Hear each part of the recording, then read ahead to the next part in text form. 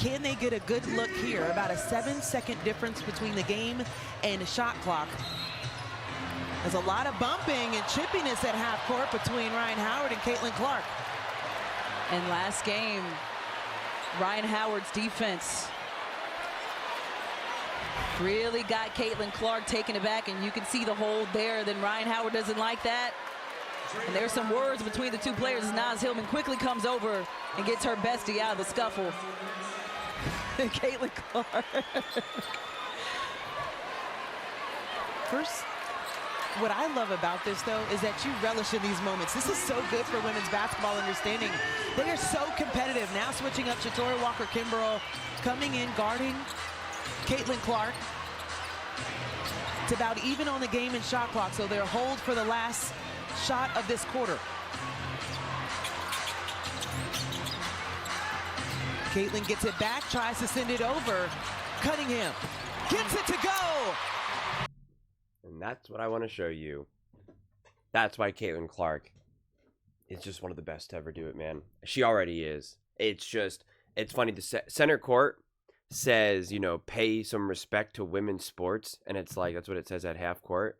And it's like, pay some respect to women's sports. No, pay some respect to Caitlin Clark. And Caitlin Clark's right there, dead center.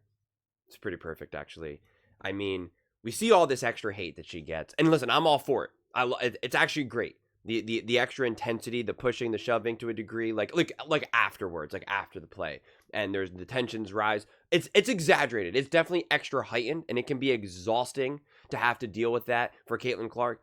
Game after game after game. I mean, she is a target. No doubt about it. But it ends up being a net positive, at least in the short term right now, because you need this intensity. You need that bad blood. Like, that's fun to watch. It's more fun to watch Steph Curry and LeBron go head to head when they were bitter towards each other, when they were really fighting, rather than when they're like, hey, man, we're at the end of our career. We're boys now. We're chill. It's all good. Like, it just hits a little differently. Right after the game, they're smiling and laughing with each other. And so it's more fun when people aren't getting along. But it is tough. And it's something that Caitlin Clark has to deal with every single second of a game. Like, it's just relentless and endless. These women actually hate her.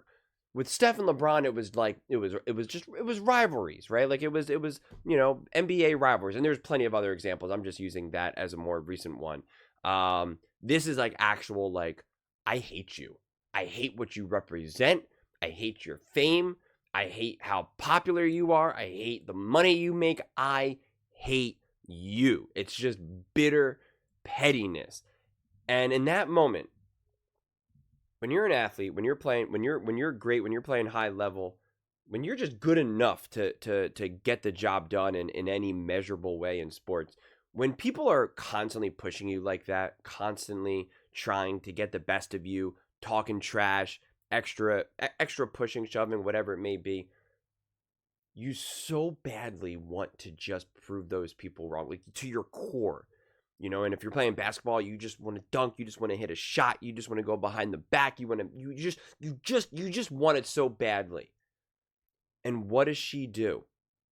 She makes the perfect high IQ play, uses all the attention that's put on her, because she is the Steph Curry. Like, Steph Curry, the amount of attention that he gets when he has the ball, or even when he doesn't have the ball, it just opens up the court for everyone else. And what does she do?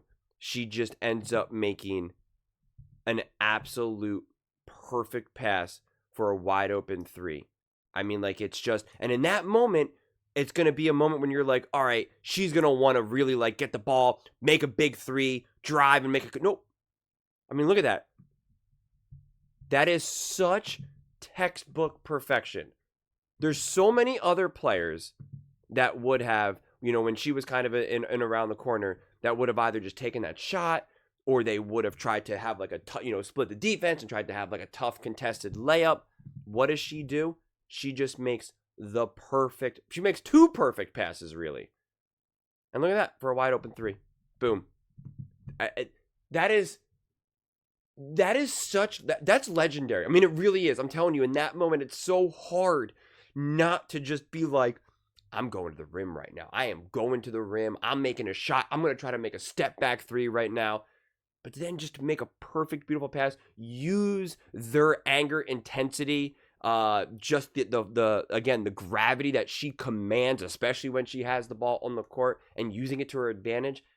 It's, man, it's just, again, it really becomes so hard to truly put into words how something so little like that is actually so much bigger.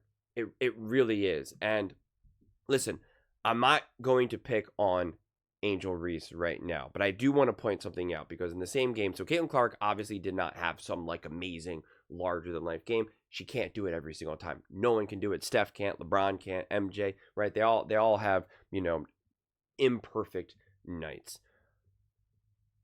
But here's the thing.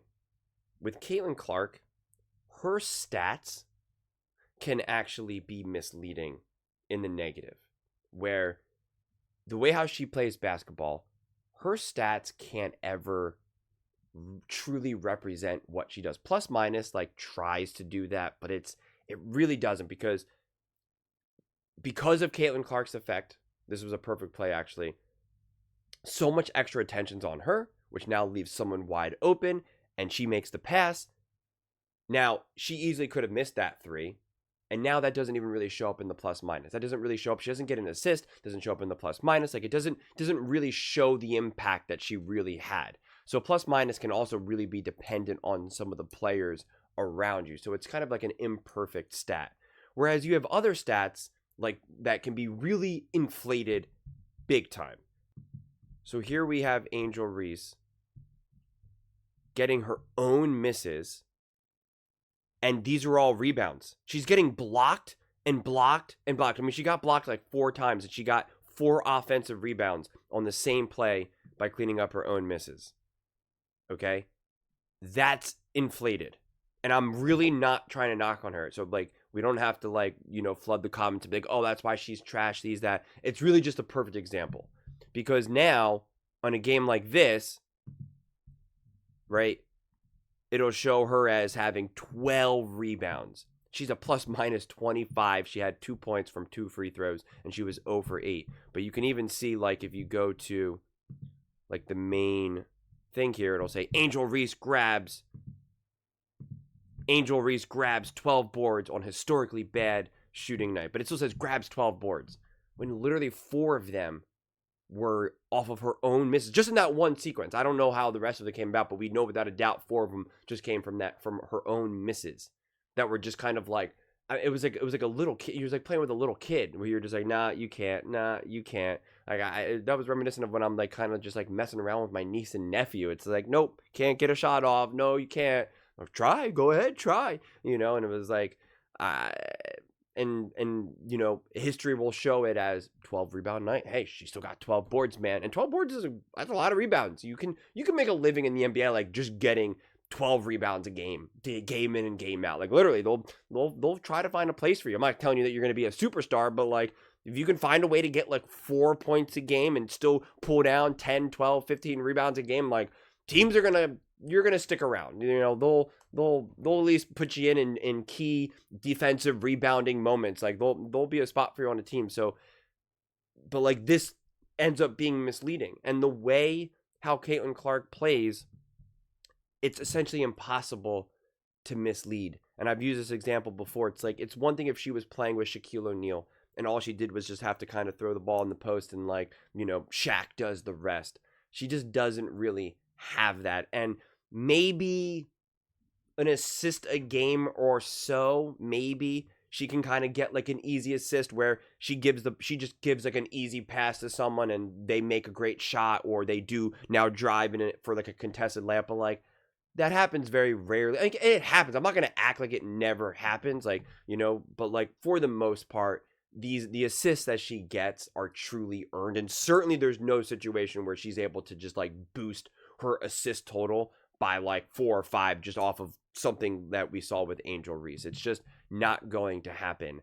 And again, if anything, she gets hurt more on the other side of it, where it's like she makes unbelievable, amazing passes that then get fumbled, or they miss the layup, or they miss the open look. And so that really ends up hurting her bottom line in terms of all of that. And so her stats can never really be representative of her. And in that example that I showed you with Caitlin Clark, with the pass that she made, when all the attention was on her, it really does not show up in the stats that we have. It really doesn't.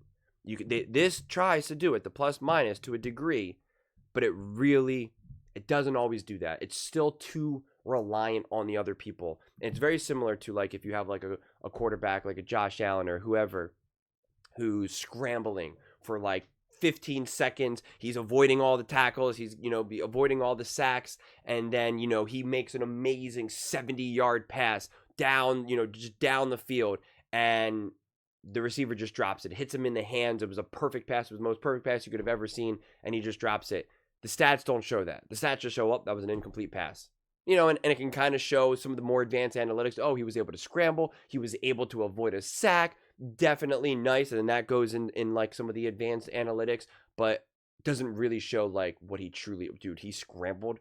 For 10 seconds, he was able to avoid 3 different pass rushers, and he made a perfect pinpoint pass that was 70 yards down the field. I mean, I'm using an extreme made up an example, and the stats don't actually truly show that. And in the grand scheme of things, actually, when we're looking back on it 10, 15 years from now, and you are just looking at bottom line stats, you're like, oh yeah, you had an incomplete pass. Like that's all you know.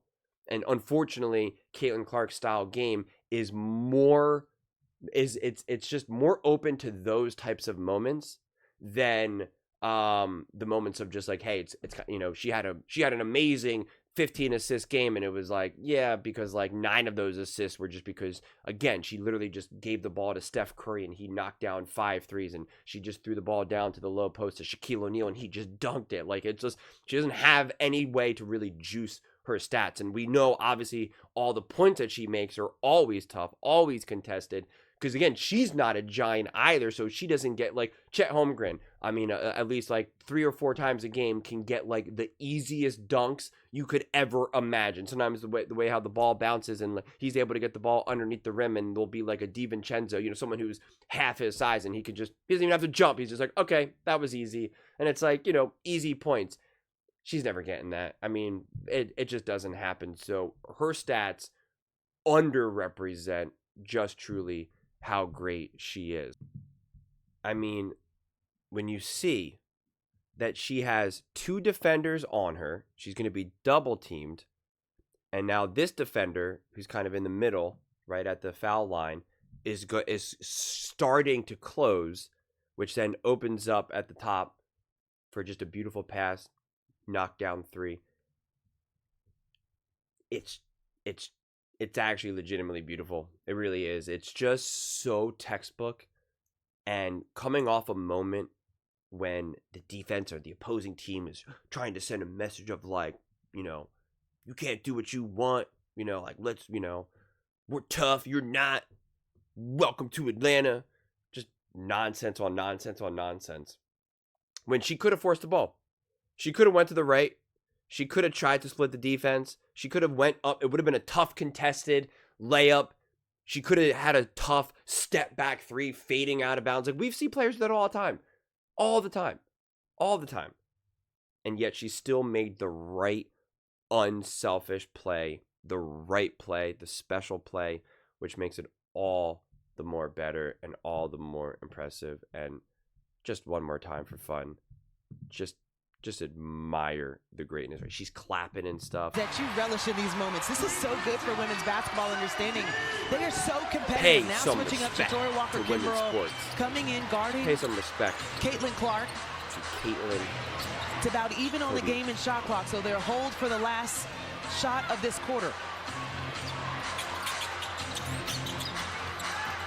Caitlin gets it back, tries to send it over. Cunningham gets it to go. Just beautiful. But those are just my thoughts. I'd absolutely love to hear yours.